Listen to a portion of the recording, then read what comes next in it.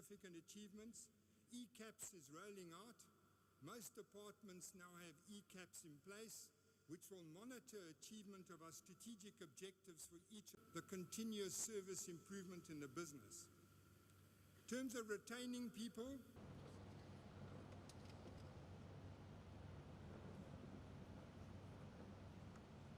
successfully completed negotiations for the 3-year renewal of their collective agreement. The chairman of Fiji Airways, Mr. Rajesh Punja, Mr. Andre Villion, the managing director, members of the entire Fiji Airways team, ladies and gentlemen, it gives me much pleasure to be here this afternoon. I have the figures here. This is why I've got some written notes. But as you know, that I've also requested that immediately after this, that we do a short presentation to you on the budget, because since that we have a very captive audience.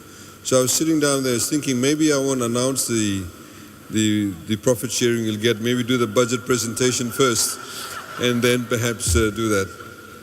But ladies and gentlemen, I once again would like to reiterate what Andre and Rajesh have said in respect of where Fiji Airways is, and indeed the importance of Fiji Airways to the Fijian economy. For a country that is an island country, for a country that's very heavily dependent on tourism, it is critically important for us to have a very healthy national carrier. There are many countries, and I can give you numerous examples, countries, for example, in the Caribbean, where they did not take the corrective measures to protect their national carrier, and because they did not do so, the national carriers actually went under. They were cannibalized by overseas airlines, and what it meant a couple of things actually. Firstly, that a country that's dependent on tourism was critically important on an outside entity to bring the tourists to their country. That means that you have a very high level of risk. It also meant that those people actually came by those aircraft, the dollar actually went out of the country because those airlines weren't based in the country. It also meant that there was a huge level of vulnerability. For example, when you have a cyclone here, the only airline that actually flies is Fiji Airways. Everybody else pulls out. Or if there's any other issue that the other foreign aircraft may think that will affect them, they actually stop flying. And we have absolutely no control over it.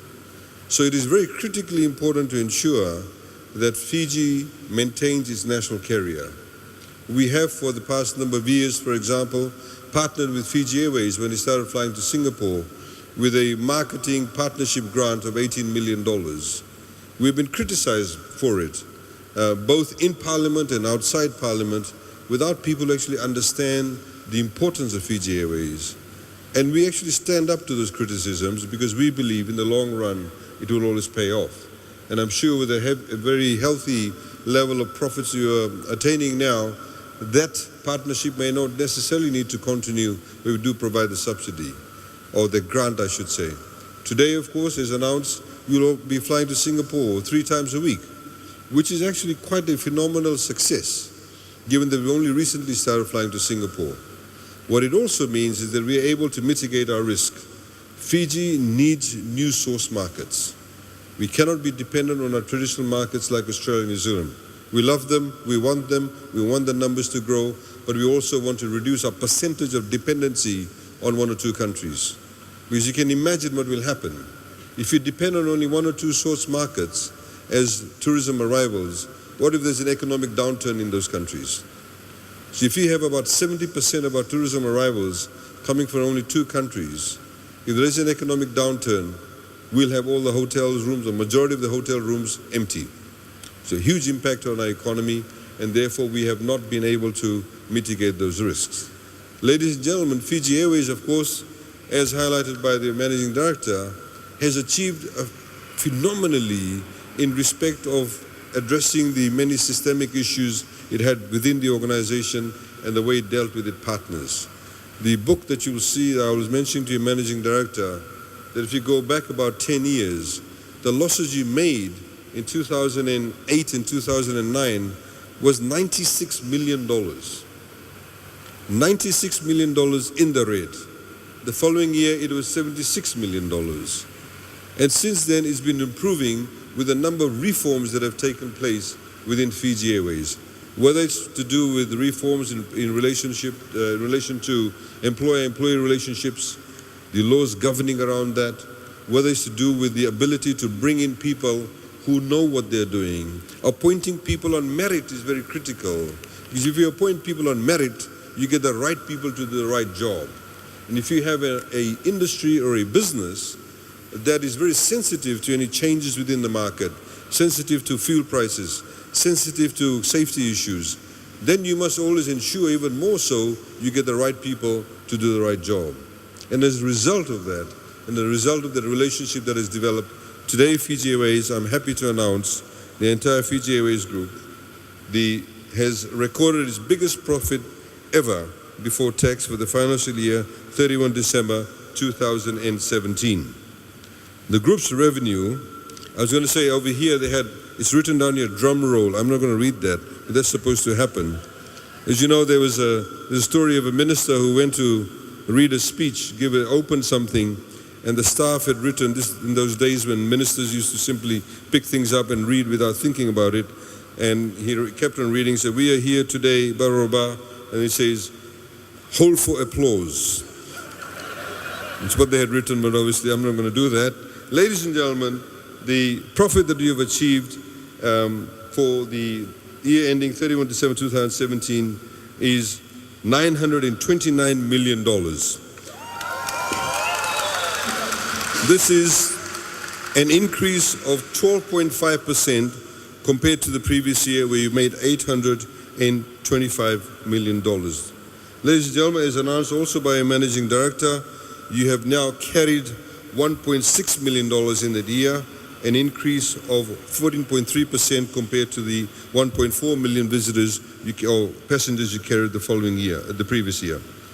Ladies and gentlemen, the group's profit before tax was $95.8 million compared to $84.5 million for the prior year. I think you should now make some noise for that.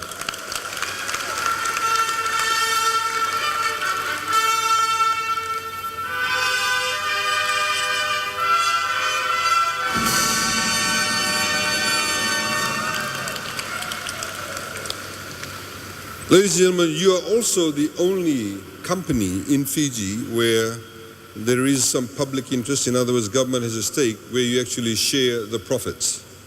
And I suspect that you're probably one of the very few companies at all, including the private sector, where you actually have a share of the profits.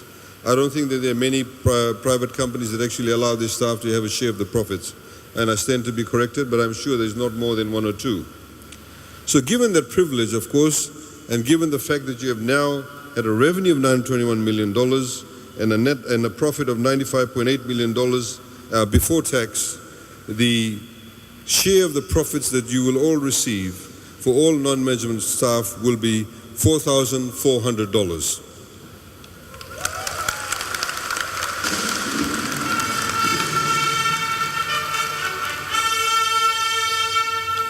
The managers will receive a management bonus of at least $9,900.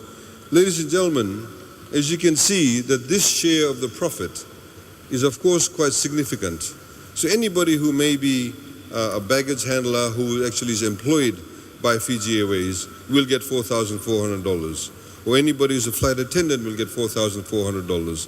And the significance of that is that you're all team players. And the significance of that is that you must continue to be team players. What is really critical, what Andre also highlighted, is the need for all of us, all of you, to think strategically. Please do not think that just because you're sitting in the accounting division, that's all you should be doing. That's all you should be thinking about. Because all of you are connected to each other. Any airline or any business, you're like a wheel in the clog. You're a clog in the wheel, sorry, I should say. Because without everybody functioning well, the wheel won't function. And that level of connectivity is very, very critical, just in the same way as we think as a government that all facets of the economy are very critical to ensure we actually achieve greater wealth, greater output, greater GDP. So ladies and gentlemen, I'd like to thank all of you once again for your hard work. As Andre has highlighted, we have wonderful opportunities. You have your Maxes coming through. this year, and of course the following year. We now have the 2 new aircraft that will be leased out for a short-term basis, and there, of course, the board is considering the actual acquisition of aircraft in the form of A330s or the Dreamliners, or A350s, sorry, or the Dreamliners. This is very, very exciting. It means that Fiji has the ability to reach out in a much bigger way to the rest of the world. Our ability to get different source markets will be greatly enhanced. It means greater jobs, greater opportunities for Fijians, more flight attendants, more engineers, more service people, and it creates that level of robustness within the economy. And that cannot be achieved if all of us do not actually think alike. We need to be able to think alike. We need to have the same level of objectivity to be able to ensure that Fiji Airways does well, you do well individually as staff, and of course the country does well. So thank you very much. We have some wonderful opportunities, as highlighted by Andre, and I have to mention this, I just remembered, that the Fiji airports is one of the airlines out of 10 that is the most improved airline in the world. In the world, ladies and gentlemen. That's highly significant. And if you look at the countries that are in the top 10 countries, they have populations of 50 million, 60 million, 25 million. We don't even have 900,000 people in our country. So to be able to achieve that goes to show the potential we have if we are able to do things professionally, if we are able to get things right strategically, and if we are able to have a long-term vision. Ladies and gentlemen, thank you very much. Please spend your money wisely.